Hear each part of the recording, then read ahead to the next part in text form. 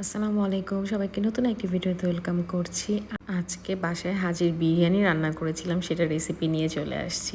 তো প্রথমে মশলা রেডি করব।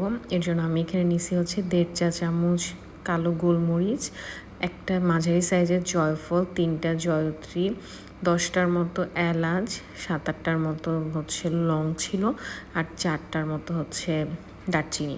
এগুলোকে না ভেজেই আমি গুঁড়ো করে নিছি। তারপর আমি এখানে সরিষার তেল নিয়ে নিলাম। সরিষার তেলের মধ্যে পেঁয়াজ দিয়ে দিলাম। প্রথমে একটা কালো এলাচ আর হচ্ছে তেজপাতা দিয়ে একটু ভেজে নিছি, তারপর হচ্ছে পেঁয়াজ দিয়ে দিছি।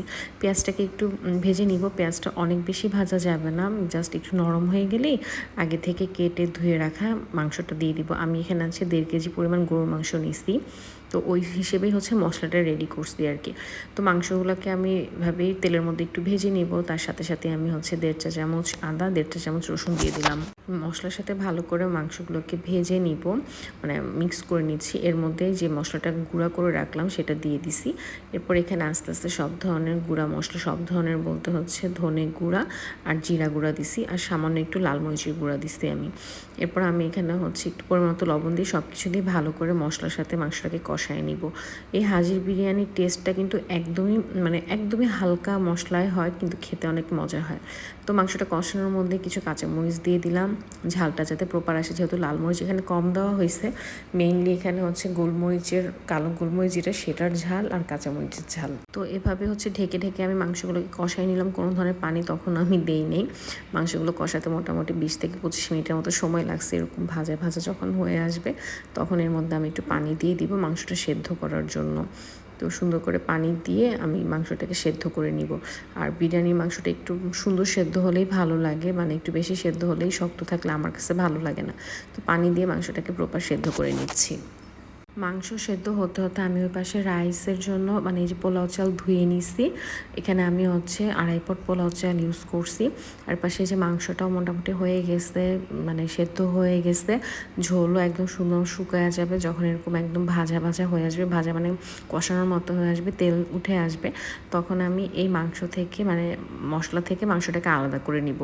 আমি মশলা থেকে মাংসগুলোকে সুন্দর করে আলাদা করে নিয়ে এই মশলাতেই হচ্ছে চালটাকে ভেজে নিব আর কি। আপনারা দেখলেই বুঝতে পারবেন। আমি যখন একদম তেল উঠে আসবে তখন এর থেকে মশলা থেকে মানে মাংসের মশলাটা আলাদা করে নিলাম।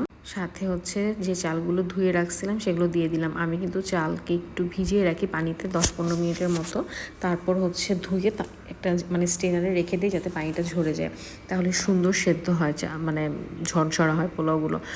তারপর পোলাওটাকে আমি মশলার সাথে মানে রাইসটাকে মশলার সাথে একটু ভালো করে ভেজে নিছি। ভেজে নিয়ে এর মধ্যে আমি পানি দিয়ে দিছি। 2.5 পট চালের জন্য আমি এখানে হচ্ছে 9 কাপ পানি দিছি, আর 1 কাপ হচ্ছে দুধ ইউজ করছি, লিকুইড দুধ।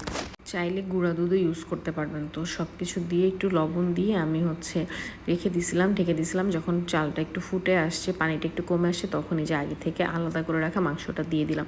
এখন জাস্ট বারবার হচ্ছে নেড়ে চেড়ে এটাকে দমে বসাই দিব, তাহলেই কিন্তু মানে বিরিয়ানিটা রান্না হয়ে যাবে। এটা অনেক অনেক বেশি মজা হয়। আর আমার বিরিয়ানিটা একটু কালো কালার হওয়ার কারণ হচ্ছে আমি যেহেতু কালো গোলমরিচ ইউজ করছি, এই জন্য বিরিয়ানিটা দেখতে একটু কালো হয়েছে, মানে ব্ল্যাক হয়েছে কালারটা। আর আপনি যদি সাদা গোলমরিচ ইউজ করেন তাহলে কিন্তু কালারটা আরও সুন্দর সাদা থাকে।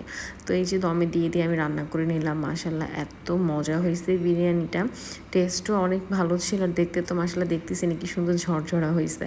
তো লাস্টে আমি জাস্ট কিছু কাঁচামরিচ দিয়ে ঢেকে রেখে দেবো। তো ভিডিওটি কেমন লাগলো অবশ্যই জানাবেন। থ্যাংকস ফর ওয়াচিং, আল্লাহ হাফেজ।